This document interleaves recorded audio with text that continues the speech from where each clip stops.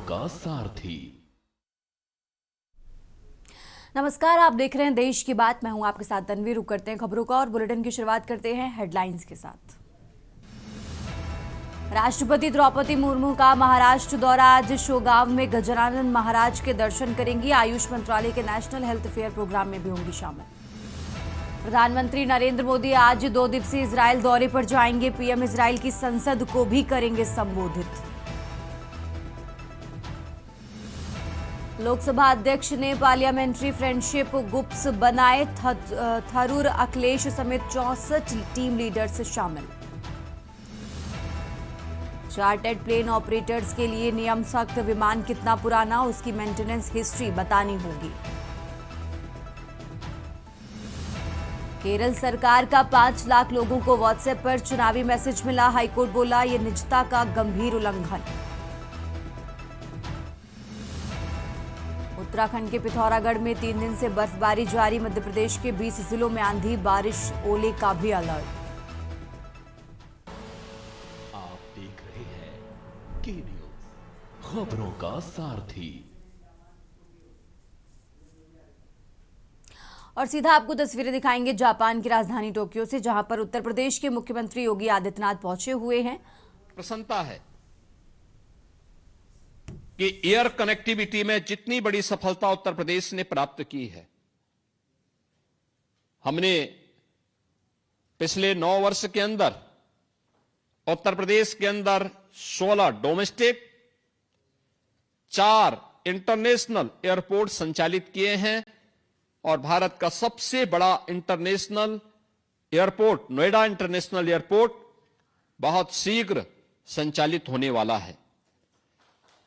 Noida international airport के पास ही हम लोगों ने जापान के निवेशकों के लिए जापान इंडस्ट्रियल सिटी के निर्माण की कार्रवाई को भी आगे बढ़ाया है, जिसके लिए 500 एकड़ की भूमि वहां पर आवंटित भी की है।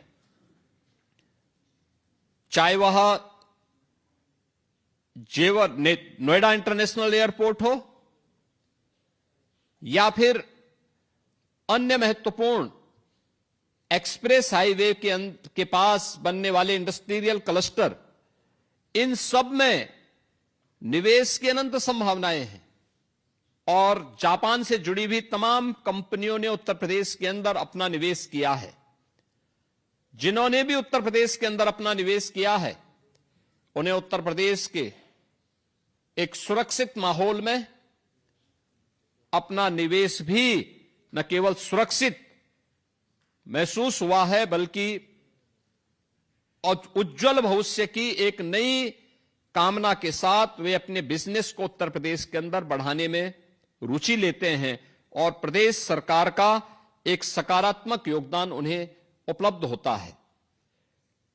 हमारे पास 34 से अधिक सेक्टोरल पॉलिसीज हैं और इन सेक्टोरल पॉलिसीज के माध्यम से हम उत्तर प्रदेश के अलग अलग सेक्टर में जो निवेश की अनंत संभावनाएं हैं, इन्हें आगे बढ़ाने का काम कर रहे हैं।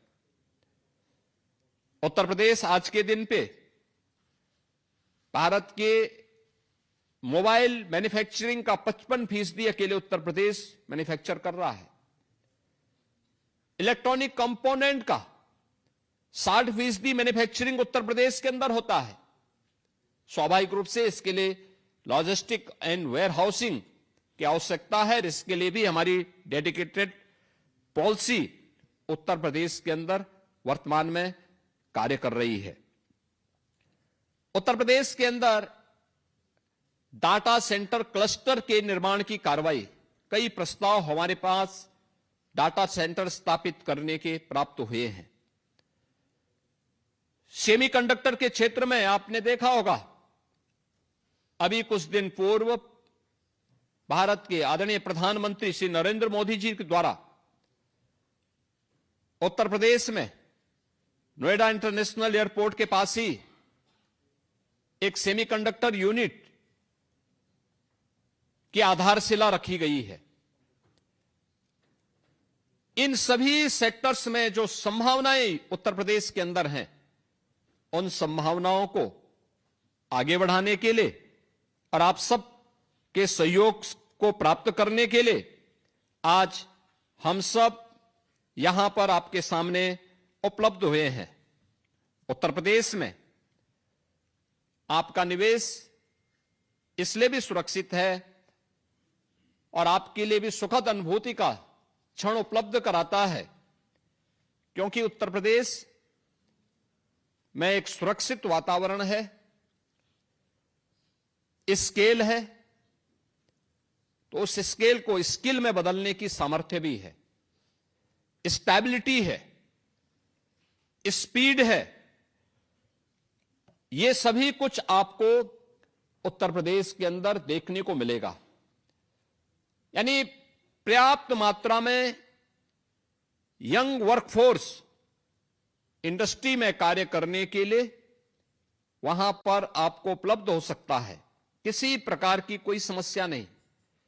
हर इंडस्ट्रियल पार्क के लिए 4 लेन की कनेक्टिविटी, पर्याप्त मात्रा में ऊर्जा की आपूर्ति उत्तर प्रदेश के अंदर आज के दिन पर उपलब्ध करवाई जा रही है। 75,000 एकड़ का हमारे पास व्यापक लैंड बैंक है। ये लैंड बैंक न केवल एनसीआर में बल्कि एक्सप्रेस हाईवे के साथ ही बुंदेलखंड में भी झांसी के पास 56,000 एकड़ में हमारा नया इंडस्ट्रियल सिटी का निर्माण बीडा के नाम पर वर्तमान में प्रारंभ हुआ है। इन्हें हम आगे बढ़ाने का कार्य कर रहे हैं। आज प्रदेश के अंदर बेहतर कानून व्यवस्था का ही परिणाम है कि हमें अभी 2023 में हम लोगों ने उत्तर प्रदेश का ग्लोबल इन्वेस्टर समिट किया था। ग्लोबल इन्वेस्टर समिट में उत्तर प्रदेश को देश और दुनिया से आए हुए निवेशकों के माध्यम से 40 लाख करोड़ रुपए के निवेश के प्रस्ताव प्राप्त हुए थे और 40 लाख निवेश के प्रस्तावों में से अब तक 15 लाख करोड़ रुपए के निवेश के प्रस्तावों को जमीनी धरातल पर उतारने में हमें सफलता प्राप्त हुई है। 7 लाख करोड़ के निवेश के प्रस्ताव अभी हमारे पाइपलाइन में हैं और बहुत शीघ्र जब भी हमारी ग्राउंड ब्रेकिंग होगी उस ग्राउंड ब्रेकिंग सेरेमनी में हमें 7 लाख करोड़ रुपए के नए निवेश के प्रस्तावों को भी जमीनी धरातल पर उतारने में हमें सफलता प्राप्त होगी। बड़े निवेशक के लिए एक महत्वपूर्ण केंद्र उत्तर प्रदेश इसलिए भी है क्योंकि भारत का एमएसएमई का सबसे बड़ा जो आधार है, जो सबसे बड़ा बेस है, वो यूपी के पास है। 96 लाख एमएसएमई यूनिट वर्तमान में यूपी के अंदर कार्यरत हैं, जिनमें 3 करोड़ से अधिक लोग कार्य कर रहे हैं। ये 3 करोड़ लोग उत्तर प्रदेश के अंदर शासन, उत्तर प्रदेश सरकार एमएसएमई सेक्टर को अनेक प्रकार से सुविधाएं देती है। कोई भी एमएसएमई यूनिट के लिए 1000 दिनों तक उन्हें किसी भी प्रकार की कोई भी एनओसी से मुक्त किया जाता है और वे उत्तर प्रदेश के अंदर अपना निवेश करते हैं। 1000 दिनों के अंदर वे अपनी अन्य औपचारिकताओं को पूर्ण कर लेती हैं। लेकिन उनका प्रोडक्शन नहीं रुकता, उनको कहीं कोई डिस्टरबेंस नहीं होता है। हां, गवर्नमेंट के स्तर पर उन्हें प्रोत्साहित करने के लिए बहुत सारे इंसेंटिव प्रदान किए जाते हैं और गवर्नमेंट के स्तर पर उनको दिए जाने वाले इन सहयोग के क्रम में हम उन्हें टेक्नोलॉजी के साथ, डिजाइन के साथ, मार्केट के साथ और एक्सपोर्ट के साथ जोड़ने में उन्हें अपना भरपूर मदद भी उपलब्ध करवाते हैं। उत्तर प्रदेश के अंदर हम लोगों ने जो एक तंत्र विकसित किया है, उस माहौल का लाभ लेने के लिए मैं आज आप सभी को वहां पर आमंत्रित करता हूं। Single window ease of doing business के लिए किस प्रकार से महत्वपूर्ण हो सकता है। आज Uttar Pradesh ease of doing business में देश के अंदर टॉप अचीवर स्टेट के रूप में उत्तर प्रदेश ने स्थान प्राप्त किया है और उत्तर प्रदेश ने इसके लिए निवेश मित्र, निवेश सारथी, निवेश मित्र के माध्यम से हम लोगों ने कोई भी एमओयू उत्तर प्रदेश सरकार के साथ होता है, निवेश मित्र उसके माध्यम से सीएम फेलोज सारी औपचारिकताओं को पूर्ण करके निवेशक को फॉलोअप के माध्यम से सारी औपचारिकताओं को एक समय सीमा के अंदर उन्हें उपलब्ध करवाता है। निवेश सारथी उस निवेश को प्रभावी ढंग से निवेश कराने में योगदान देता है।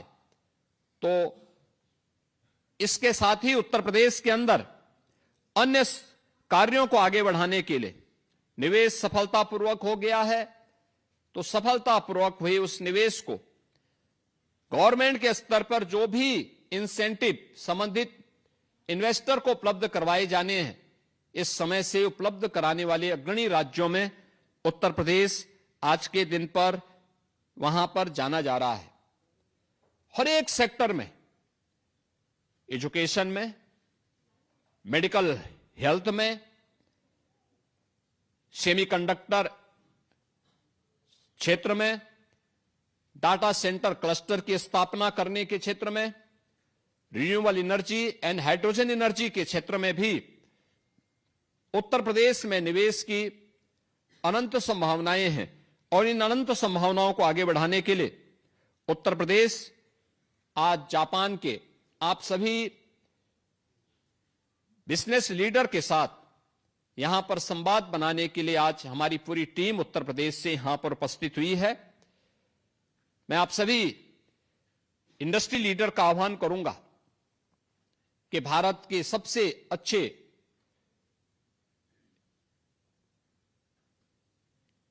इन्वेस्टमेंट के ड्रीम डेस्टिनेशन के रूप में आज जाने जाने वाले उत्तर प्रदेश के अंदर आप लोग अपना निवेश करें। ये निवेश डीप टेक में हो सकता है, फिनटेक में हो सकता है, मेडटेक में हो सकता है, या फिर यह निवेश सर्विस सेक्टर में भी आप अनुमान कर सकते हैं। स्पिरिचुअल टूरिज्म में, eco tourism and heritage tourism के लिए गत वर्ष उत्तर प्रदेश के अंदर 156 करोड़ टूरिस्ट उत्तर प्रदेश के अंदर की यात्रा किया है। उसके स्केल को देखिए, होटल्स की चेन बन सकती है, अच्छे रेस्टोरेंट बन सकते हैं, इलेक्ट्रिक व्हीकल मोबिलिटी में हम वहां पर निवेश करके इसके माध्यम से निवेश को आगे बढ़ा सकते हैं। इन सभी सेक्टर्स में जो अनंत संभावनाएं हैं, उन संभावनाओं को आपके सामने प्रस्तुत करने के लिए आज टीम यूपी आपके बीच में आई है। आपका आह्वान करती है कि आप उत्तर प्रदेश में आइए। उत्तर प्रदेश के अंदर किया जाने वाला आपका प्रत्येक निवेश न केवल उत्तर प्रदेश के लिए बल्कि आपके लिए भी वह निवेश पूरी तरह सुरक्षित भी होगा और आपके एक उज्जवल भविष्य को आगे बढ़ाने में एक निर्णायक भूमिका का निर्वहन करेगा। आज के इस अवसर पर मैं एक बार फिर से इतनी बड़ी संख्या में आप सब आज यहां पे बिजनेस लीडर्स एक साथ जापान की राजधानी की टोक्यो में यहां पर उपस्थित हुए हैं। मैं इसके लिए भारत की जापान में एम्बेसडर सुश्री नगमा मलिक जी को, उनकी पूरी टीम को, भारत जापान बिजनेस कोऑर्डिनेशन से जुड़े हुए जितने भी हमारे पदाधिकारी हैं, उन सबको मैं हृदय से धन्यवाद देता हूं और विश्वास करता हूं कि हम सभी लोग मिलकर के इन निवेश की संभावनाओं को आगे बढ़ाने में अपना योगदान देंगे।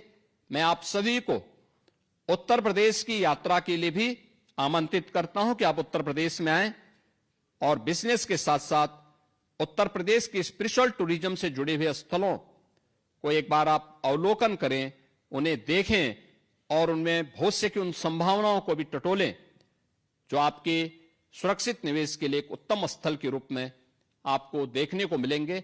आप सबको मैं एक बार फिर से हृदय से धन्यवाद देते हुए अपनी वाणी को विराम देता हूं। धन्यवाद। जय हिंद।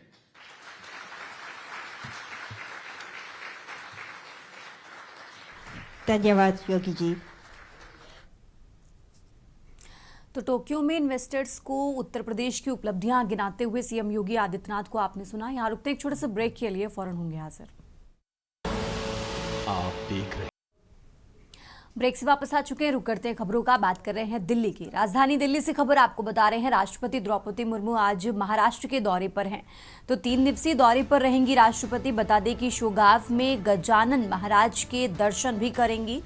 आयुष मंत्रालय के नेशनल हेल्थ फेयर प्रोग्राम में शामिल होंगी। नागपुर में ब्रह्म कुमारी के कार्यक्रम में शामिल होंगी राष्ट्रपति।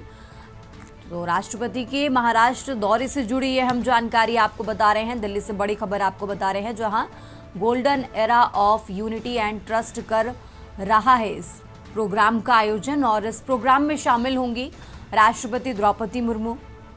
दिल्ली से ये बड़ी खबर आपको बता रहे हैं।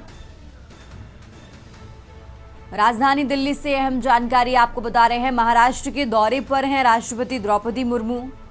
Golden era of unity and trust कर रहा है कार्यक्रम का आयोजन। तो आज महाराष्ट्र के दौरे पर राष्ट्रपति द्रौपदी मुर्मू, 3 दिवसीय दौरे पर रहेंगी राष्ट्रपति।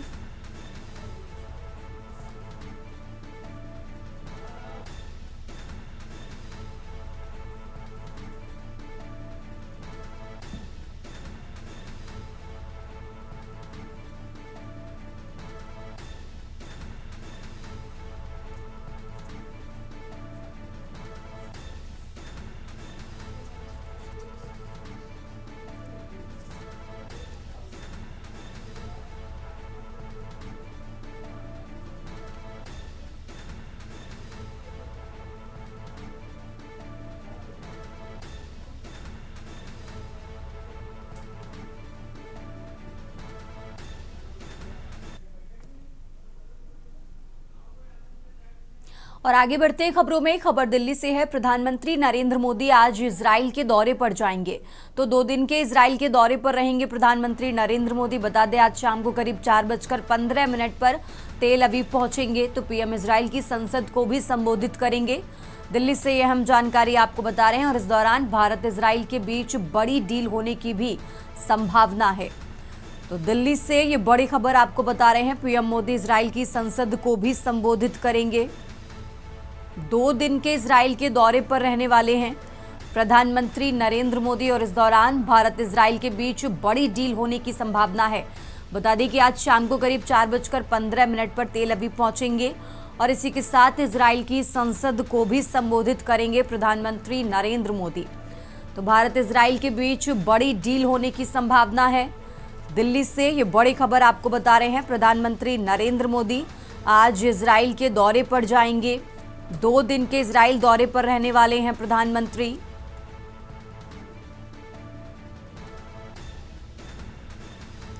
शाम को करीब 4:15 पर तेल अवीव पहुंचेंगे। इजराइल की संसद को भी संबोधित करेंगे प्रधानमंत्री नरेंद्र मोदी।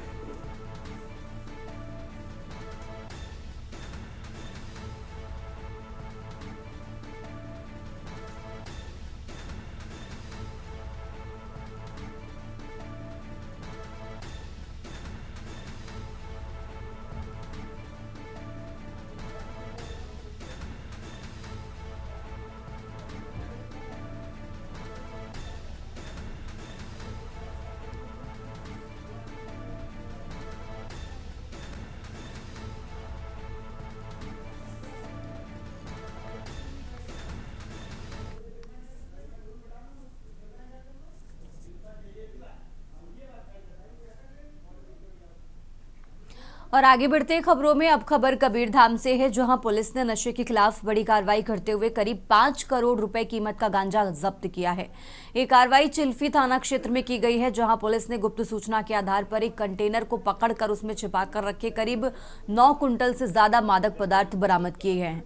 पुलिस को मुखबिर की सूचना मिली थी कि नागालैंड पासिंग कंटेनर के जरिए ओडिशा से राजस्थान की ओर भारी मात्रा में गांजा तस्करी कर ले जाया जा रहा है और इसी के तहत पुलिस ने ये कार्रवाई की।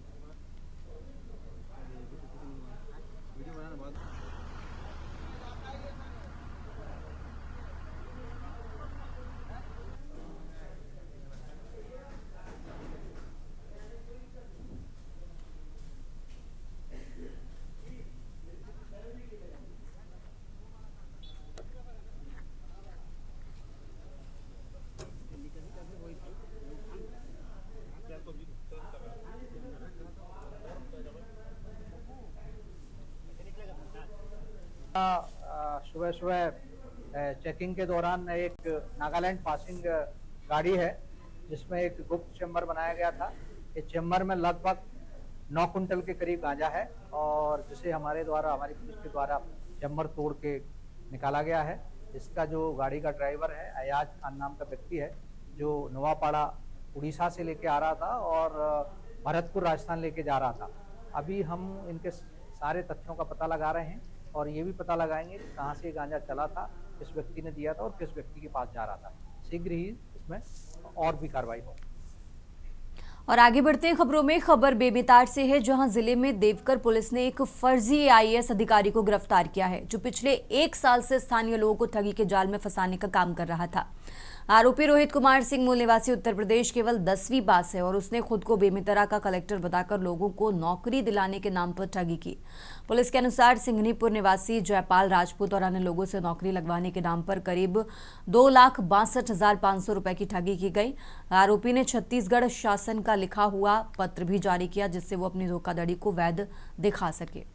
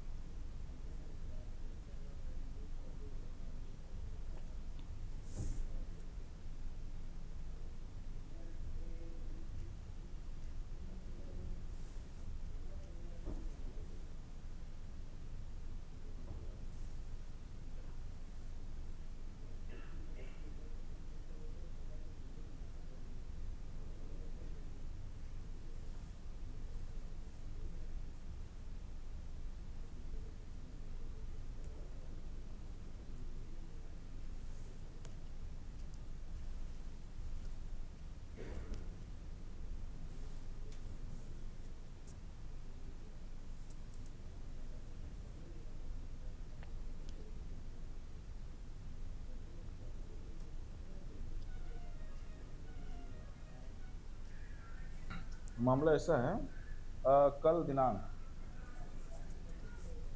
23/2/24 को एक हमको आवेदन प्राप्त हुआ। जयपाल ने एक आवेदन दिया देवकर चौकी में, बोले कि एक रोहित कुमार नाम का एक आदमी है जो उत्तर प्रदेश का रहने वाला है। वो अपने आप को आईएएस अधिकारी बताकर पुलिस विभाग में ड्राइवर के पद पर नौकरी लगाने के नाम से पैसा लेन देन किया है। इसके आवेदन के आधार पर हम लोग एफआईआर किए। एफआईआर के बाद कार्रवाई किए और देवकर से जो रोहित कुमार है उसको पकड़े। उसके थैले से एक IAS Bemetara, district collector Bemetara लिखा हुआ बहुत 3-4 शील्ड मिला। और आगे बढ़ते खबरों में, खबर हजारीबाग से है, जहां हजारीबाग में मेयर चुनाव को लेकर राजनीतिक सरगर्मी तेज हो गई है। चुनावी माहौल के बीच जनता के बीच धार्मिक राजनीति बनाम जनमुद्दों को लेकर व्यापक चर्चा देखने को मिल रही है। आम मतदाताओं की राय है कि इस बार वो भावनात्मक नारों या धार्मिक अपीलों से ज्यादा विकास कार्यों और जवाबदेही को प्राथमिकता देना चाहते हैं।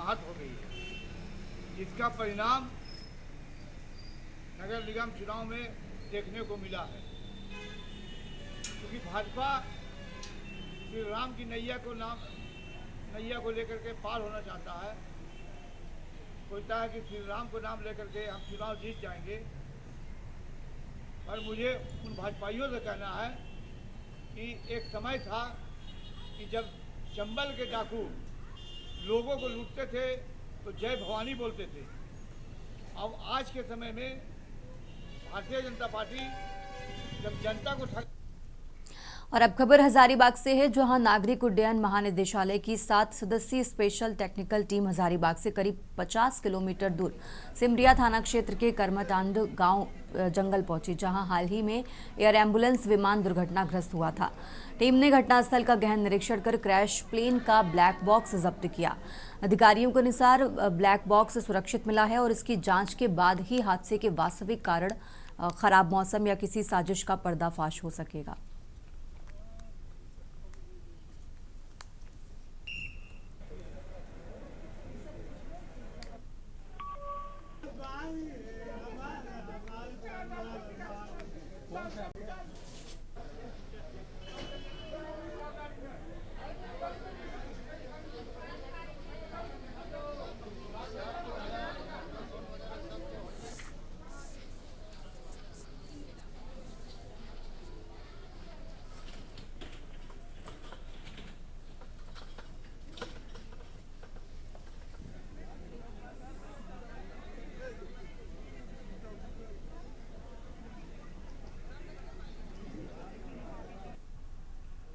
देश की बात में फिलहाल यहाँ रुकते हैं एक छोटे से ब्रेक के लिए। आप देख रहे हैं के न्यूज का सारथी। रोज सब्जी का स्वाद बढ़ाए और घर वालों का प्यार पाए, गोल्डी सब्जी मसाले। गोल्डी लाए हैं फ्रेश लॉक टेक्नोलॉजी, जो रखे मसालों को हर समय फ्रेश। अब होगा असली सवालों से सामना, नहीं चलेगा कोई बहाना। जहां हर बात में होगा तर्क, जहां हर बहस होगी बेबाक। हंगामा नहीं, हम दिखाएंगे हकीकत। देखिए मुद्दे की बात, हर रोज दोपहर 12 बजे सिर्फ के न्यूज इंडिया पर। आप देख रहे हैं के न्यूज, खबरों का सारथी। ब्रेक के बाद एक बार फिर से आप सभी का स्वागत है। मैं हूं आपके साथ यशी शुक्ला। रुक करेंगे खबरों का। खबर हजारीबाग से है, जहां पर जिले में लगातार बढ़ रही मोटरसाइकिल चोरी की घटनाओं पर लगाम लगाने के लिए पुलिस को बड़ी सफलता मिली है। पुलिस अधीक्षक के निर्देश पर गठित विशेष जांच टीम ने बड़कागांव थाना क्षेत्र में सक्रिय मोटरसाइकिल चोर गिरोह का पर्दाफाश किया है। कार्रवाई के दौरान पुलिस ने एक आरोपी को गिरफ्तार कर उसके कब्जे से 23 चोरी की मोटरसाइकिलें बरामद की।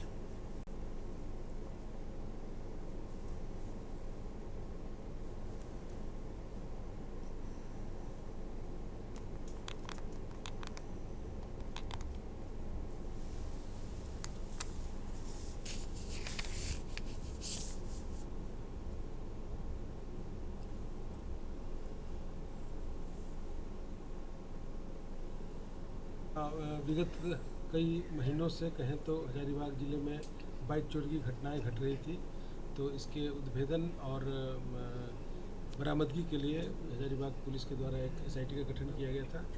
SIT के द्वारा बड़कागांव क्षेत्र में एक अभियान चलाया गया और उक्त अभियान चलाने के ही क्रम में एक बाइक चोरी को रोकथाम के लिए हम लोगों ने एक एंटी क्राइम चेकिंग वहाँ पर करवाया।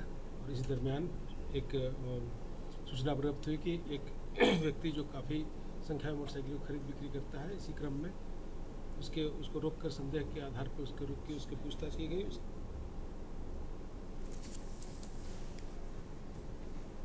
खबर हजारीबाग से है, जहां पर विनोबा भावे विश्वविद्यालय परिसर में कार्यरत कर्मियों ने मंगलवार को एसएस कंपनी के खिलाफ जोरदार प्रदर्शन किया है। महिला और पुरुष कर्मचारियों के विश्वविद्यालय परिसर में एकत्र होकर अपनी लंबित मांगों को लेकर आवाज बुलंद की गई। कर्मचारियों का आरोप है कि पिछले 2 महीनों से उन्हें वेतन का भुगतान नहीं किया गया। होली और ईद जैसे प्रमुख त्योहार नजदीक होने के कारण वेतन नहीं मिलने से उनके परिवारों के सामने आर्थिक संकट खड़ा हो गया है। प्रदर्शन कर रहे कर्मियों ने कहा कि उन्होंने कई बार कंपनी प्रबंधन को इस संबंध में सूचना और आग्रह किया, लेकिन अब तक कोई ठोस पहल नहीं की गई है।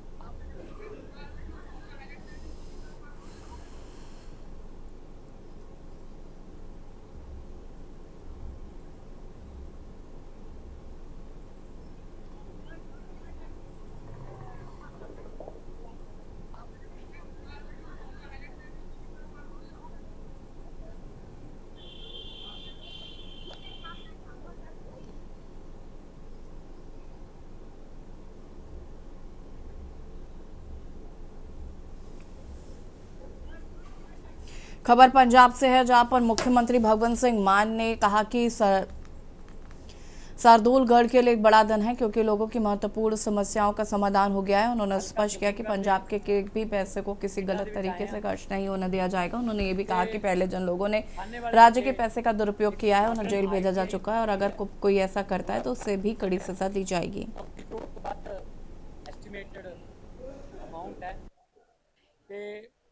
पंज ट्रेडर्स ਦੇ ਵਿੱਚ ਜਿਹੜੀਆਂ ਪੰਜ ਟ੍ਰੇਡਸ ਨੇ ਉਹਨਾਂ ਦੀ ਸਿਖਲਾਈ ਉੱਥੇ ਕੀਤੀ ਜਾਊਗੀ।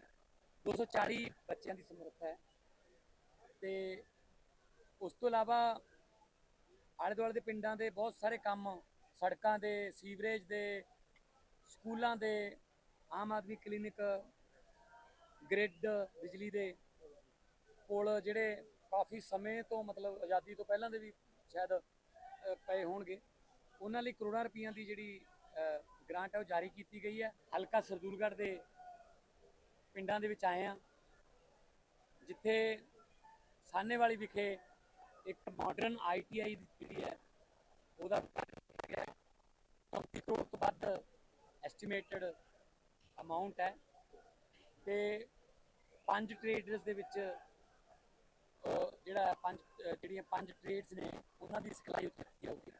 240 ਬੱਚਿਆਂ ਦੀ ਸਮਰੱਥਾ ਹੈ ਤੇ ਉਸ ਤੋਂ ਇਲਾਵਾ ਆਲੇ ਦੁਆਲੇ ਦੇ ਪਿੰਡਾਂ ਦੇ ਬਹੁਤ ਸਾਰੇ ਕੰਮ, ਸੜਕਾਂ ਦੇ, ਸੀਵਰੇਜ ਦੇ, ਹਲਕਾ ਸਰਦੂਲਗੜ੍ਹ ਦੇ ਪਿੰਡਾਂ ਦੇ ਵਿੱਚ ਆਏ ਹਾਂ ਜਿੱਥੇ ਸਾਹਨੇਵਾਲੀ ਵਿਖੇ ਇੱਕ ਮਾਡਰਨ ITI ਜਿਹੜੀ ਹੈ ਉਹਦਾ। खबर भिंड से है, जहां पर भिंड ग्वालियर NH 719 पर लगातार बढ़ रहे सड़क हादसों के विरोध में अज्ञात बदमाश ने टोल प्लाजा में फायरिंग की। ये घटना 24 वर्षीय आकाश भदौरिया के 7 दिन पहले हुई दर्दनाक सड़क दुर्घटना के बाद हुई जिसमें उसकी मौत हो गई।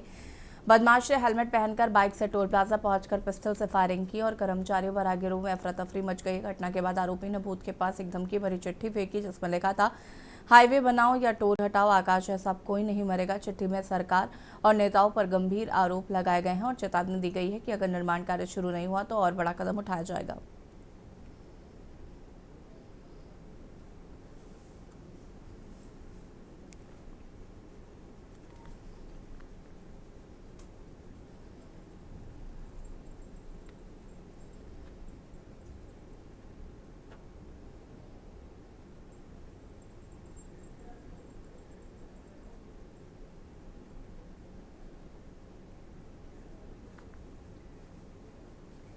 खबर उज्जैन से है, जहां पर धर्मनगरी उज्जैन में ग्रामीण डाक विभाग द्वारा आयोजित भव्य राष्ट्रीय कार्यक्रम में केंद्रीय नागरिक उड्डयन एवं संचार मंत्री ज्योतिरादित्य सिंधिया और मध्य प्रदेश के मुख्यमंत्री डॉक्टर मोहन यादव उपस्थित रहे। इस अवसर पर मंत्री सिंधिया ने विभाग के 10 सर्वश्रेष्ठ प्रदर्शन करने वाले कर्मचारियों को उनकी उत्कृष्ट सेवाओं के लिए सम्मानित किया है। मंच के संबोधित करते हुए केंद्रीय मंत्री ने डाक विभाग के भविष्य का खाका प्रस्तुत किया।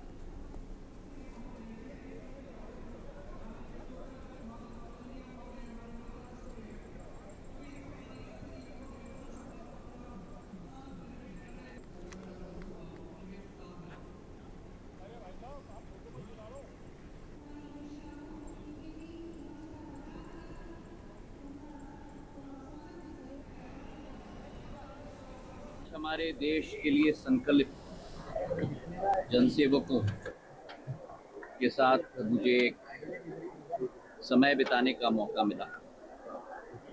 मेरा डाकिया आज केवल डाक नहीं लाता, लेकिन मेरा डाकिया आज बैंक लेके आता है, हर सेवा लाके आता है। पोस्ट ऑफिस सेविंग्स बैंक से पोस्टल लाइफ इंश्योरेंस तक, पासपोर्ट बनाने से आधार कार्ड तक, म्यूचुअल फंड का वितरण करते हुए PM विश्वकर्मा की योजना की किट्स के वितरण तक, हर संभव कार्य मेरा डाकिया करता है।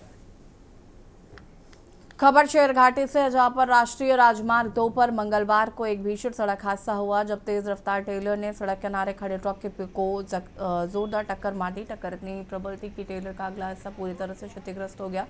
चालक केबिन में फंस गया। घायल चालक की पहचान औरंगाबाद जिले के देव थाना क्षेत्र के केताकी बाबू बीघा निवासी अमरेंद्र यादव के रूप में हुई। अमरेंद्र गाजियाबाद से रांची बिजली के कवर तार लेकर जा रहे थे। स्थानीय लोगों ने मानवता की मिसाल पेश करते हुए चालक को वाहन से बाहर निकाला और तत्काल अनुमंडलीय अस्पताल शेरघाटी पहुंचाया।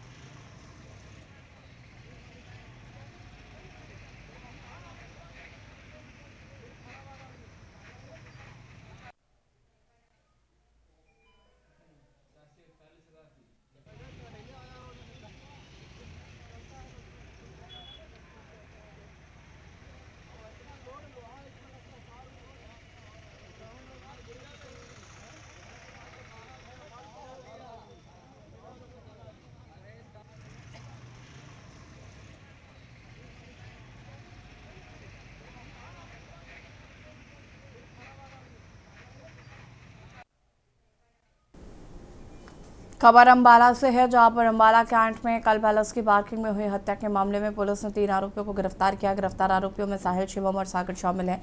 पुलिस ने बताया कि इन आरोपियों को रिमांड पर लेकर मामले में शामिल अन्य लोगों को पकड़ा जाएगा। हत्याकांड के पीछे पुरानी रंजिश थी। साहिल के जसराज नामक युवक से कॉलेज के समय से रंजिश चल रही थी। उसी रंजिश के चलते जसराज को निशाना बनाया गया, लेकिन वारदात में उसके 2 सोनू की हत्या हो गई और जसराज समेत उसके 2 साथी घायल हो गए हैं।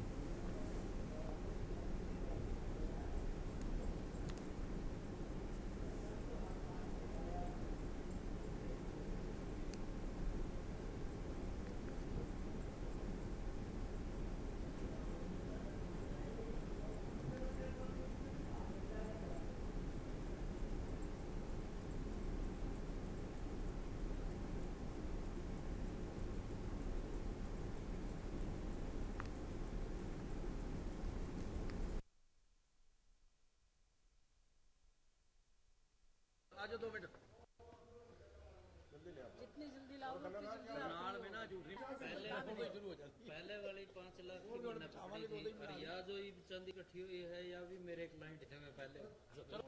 देखिए, कल रात को एक शादी समारोह के बाहर जो रिसेप्शन था किसी शादी में, उसके बाहर पार्किंग के अंदर एक झगड़ा हुआ है। झगड़ा में एक व्यक्ति को चाकू की चोट लगी जिससे उसकी मृत्यु हो गई। साथ में उसके जो साथी थे उनको बचाने के लिए बीच में आ रहे थे, उन दोनों को भी चोटें लगी जो अभी अस्पताल में उपचाराधीन है।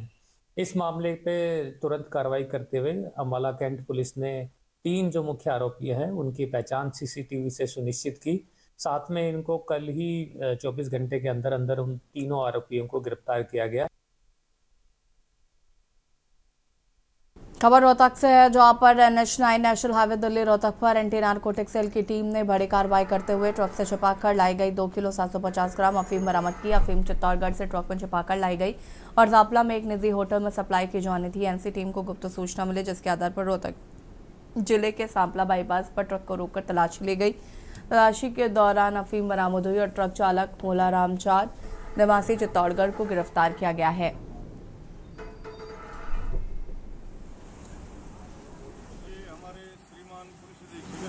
सुरेंद्र सिंह भोरिया जी के डायरेक्शन में पूरे रोहतक में NDPS क्रिमिनल के विरुद्ध अभियान चला हुआ है, जिसकी कड़ी में आज ASI Anil Kumar PNC staff से थे। उन्होंने सांपला में रोहतक बहादुरगढ़ फ्लाईओवर के नीचे एक संदिग्ध को काबू किया था। जिस सूचना पर मैं सांपला पहुंचा था। जो एक गुर्ड है, इसका नाम मूलाराम है जाट और ये चित्तौड़गढ़ का रहने वाला है, जिसकी करीब 25 साल एज है। इसकी और इसके थैले की तलाशी ली तो इससे 2 किलो 750 ग्राम अफीम बरामद हुई है, जिसकी नियमानुसार कार्रवाई की गई। खबर यमुनानगर से है, जहां पर बच्चों की सुरक्षा को लेकर सामाजिक संस्था आगाज एक नई शुरुआत में मुख्यमंत्री मनोहर लाल खट्टर को ज्ञापन सौंपा गया। ज्ञापन उपायुक्त यमुनानगर के माध्यम से प्रस्तुत किया गया है। संस्था ने बच्चों के अपहरण से जुड़ी खबरों और सोशल मीडिया पर फैल रही अफवाहों के कारण अभिभावकों और आम जनता में बढ़ती असुरक्षा की चिंता व्यक्त की है। ज्ञापन में मांग की गई है कि इन घटनाओं की गहन जांच कराई जाए और यदि कोई सूचना अफवाह साबित होती है तो इसके प्रसारकों के खिलाफ कठोर कानूनी कार्रवाई की जाए।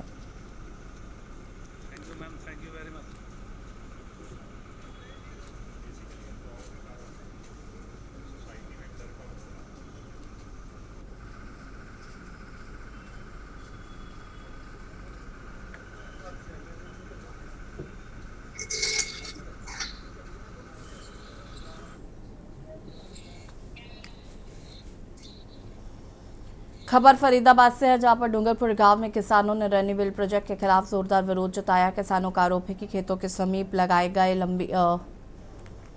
रेन्यूवेल में उनकी जमीन में लंबी लंबी दरारें पड़ गई, जिससे फसलों को नुकसान हो रहा है। मिट्टी की उर्वरता पर भी असर पड़ रहा है। ग्रामीणों का कहना है कि रेन्यूवेल के संचालन के बाद से जमीन का जलस्तर तेजी से गिरा है, जिससे मिट्टी सूख पर फटने लगी है।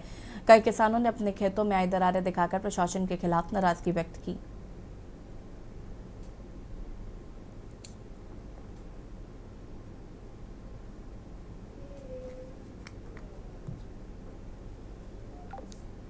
कहना ये है कि ये यहाँ से बंद हो जाए, ये कहीं और लग जाए, क्योंकि यहाँ पे धरती नीचे बैठ गई है और गहरा कच्चा है यहाँ पे। मेरा कहना है कि ये यहाँ पे बंद हो जाए। या खेत बैठ के 54 तक खेत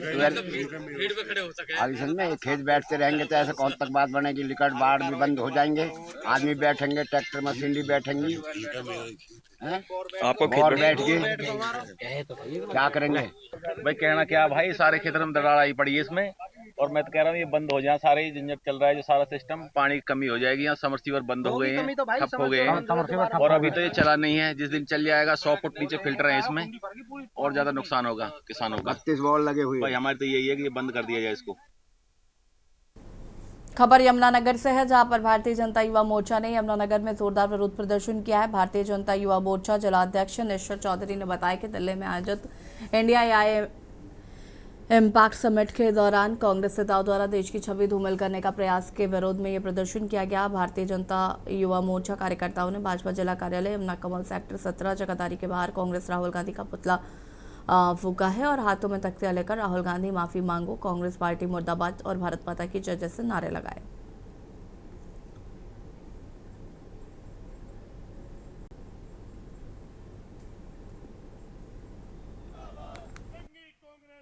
भारतीय जनता पार्टी युवा मोर्चा जो करतूत राहुल गांधी जी की टीम ने की है, दिल्ली में विश्व का जो कार्यक्रम था उसमें बाहर से सभी विदेशों से लोग आए हुए थे।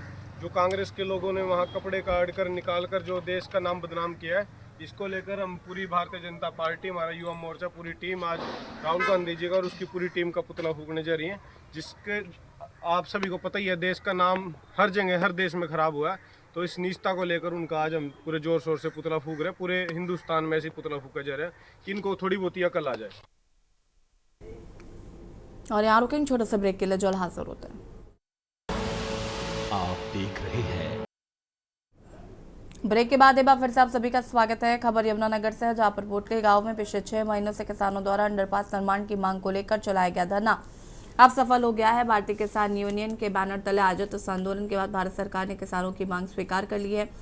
अंडरपास निर्माण का काम शुरू कर दिया गया है। मौके पर मशीनें पहुंचकर खुदाई का कार्य जारी है। प्रदेश अध्यक्ष रतमान ने इस जीत को किसानों और मजदूरों की एकजुटता और अनुशासित आंदोलन का परिणाम बताया। उन्होंने राष्ट्रीय अध्यक्ष नरेश टिकैत, राष्ट्रीय प्रवक्ता राकेश टिकैत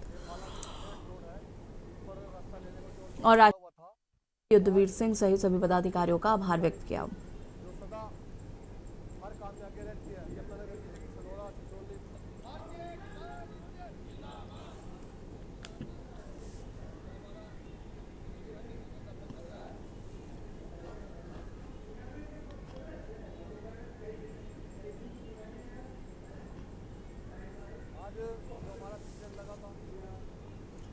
खबर फरीदाबाद से है, जहां पर नशा तस्करी के खिलाफ फरीदाबाद क्राइम ब्रांच ने शहर के स्लम क्षेत्रों में विशेष सर्च अभियान चलाया। अभियान में डॉग स्क्वाड टीम और महिला पुलिस बल शामिल रही। क्राइम ब्रांच की टीम ने राहुल कॉलोनी, नेहरू कॉलोनी और संतनगर जैसे क्षेत्रों में संदिग्धों की तलाशी ली। टीम का नेतृत्व इंस्पेक्टर अनिल कुमार ने किया। उन्होंने इसे रूटीन अभियान बताया और कहा कि सर्च ऑपरेशन पूरा होने के बाद ही मीडिया को विस्तृत जानकारी दी जाएगी।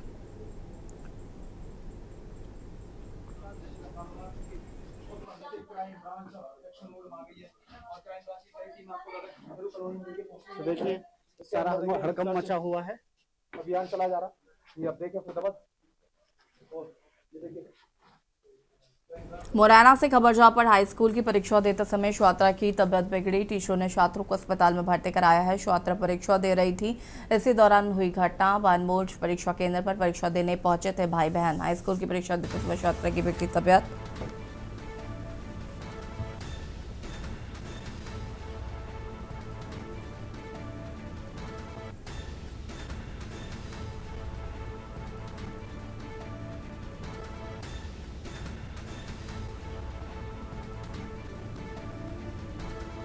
टीचरों ने छात्रा को अस्पताल में भर्ती कराया।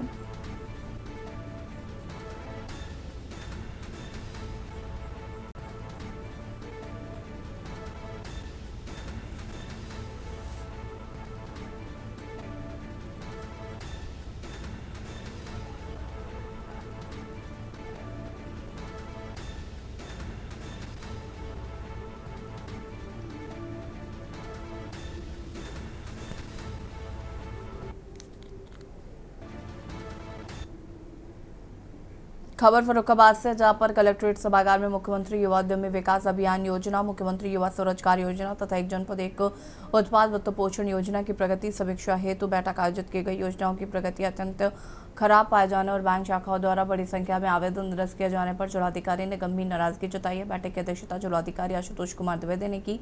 समीक्षा के दौरान bank of Baroda, axis bank, central bank of India, Indian overseas bank तथा यूनियन बैंक ऑफ इंडिया की शाखाओं के लंबित और निरस्त आवेदनों की स्थिति पर विस्तार से चर्चा की गई।